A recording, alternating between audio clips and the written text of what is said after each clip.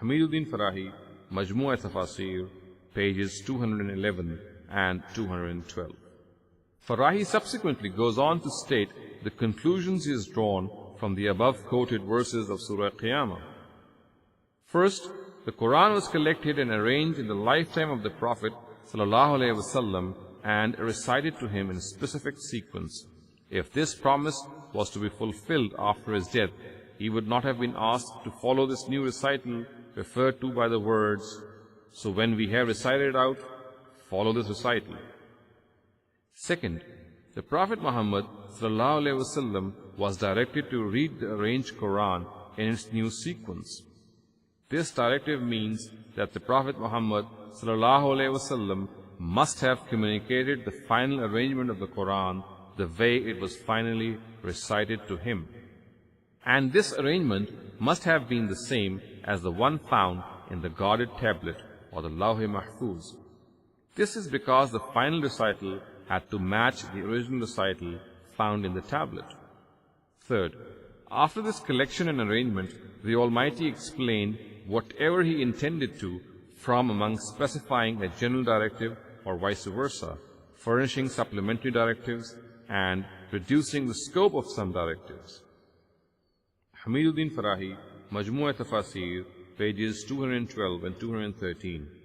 Hamiduddin Farahi further states, all these conclusions are evident from the Qur'an and also corroborated by Hadith literature.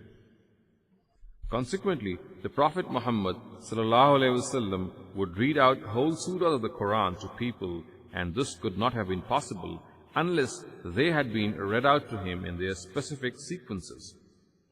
The companions radhiyallahu anhum would listen to and preserve the Qur'an in accordance with this arrangement and abide by it.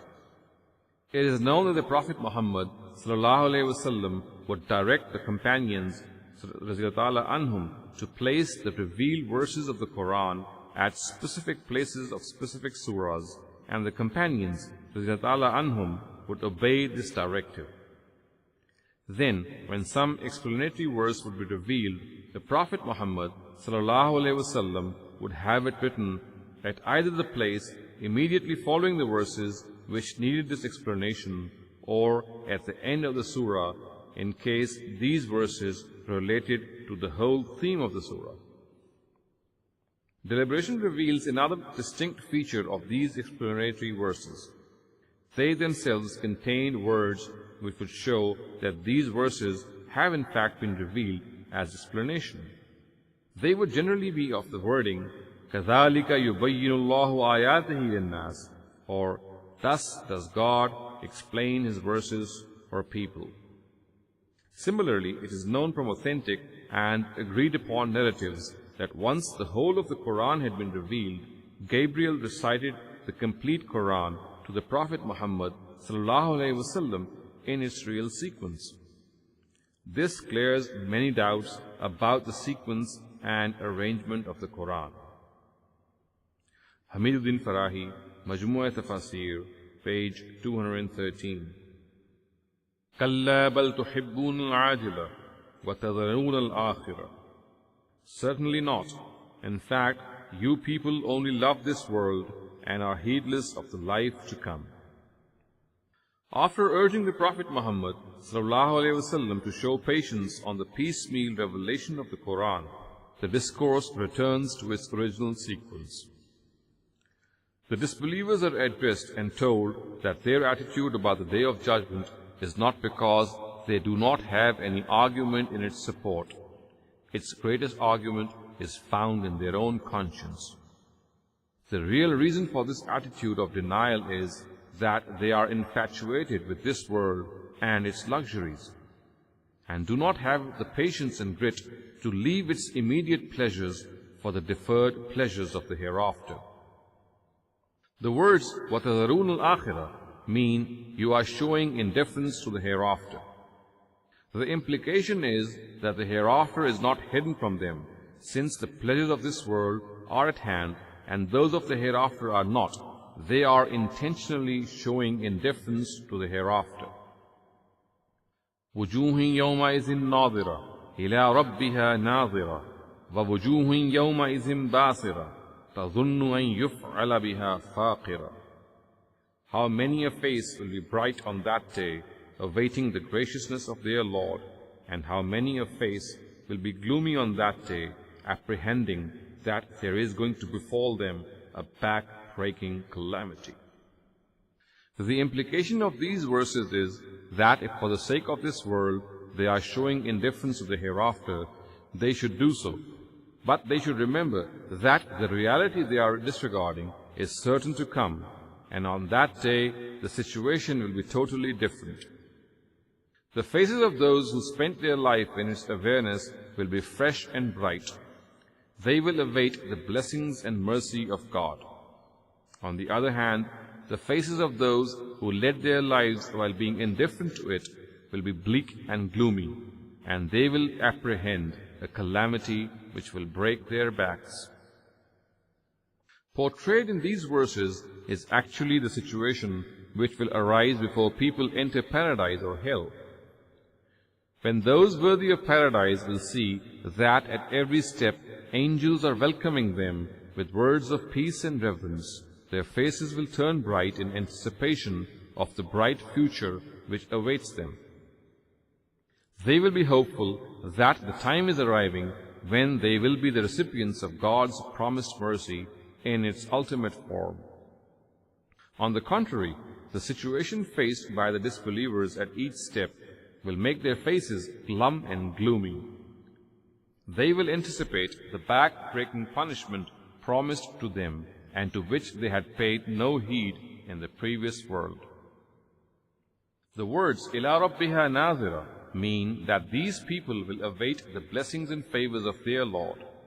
When the preposition ila is used with nazara, just as it means to look at something, it also means to await someone's blessings and favors.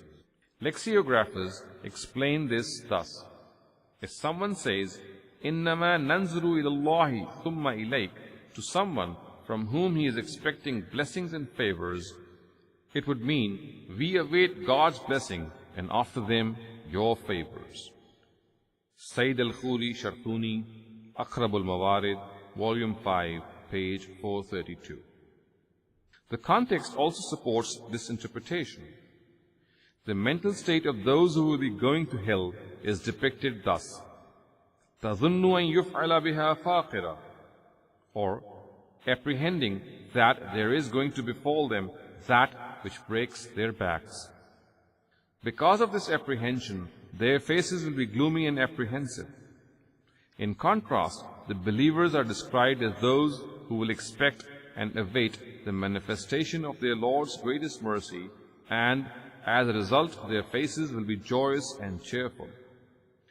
The expression "an yuf'ala biha faqira" is grammatically analyzed by Zamakhshari thus: ay yuf'ala biha fi'lun huwa fi shiddatihi wa faza'atihi faqira, or they will be meted out such punishment of which the intensity will break their backs.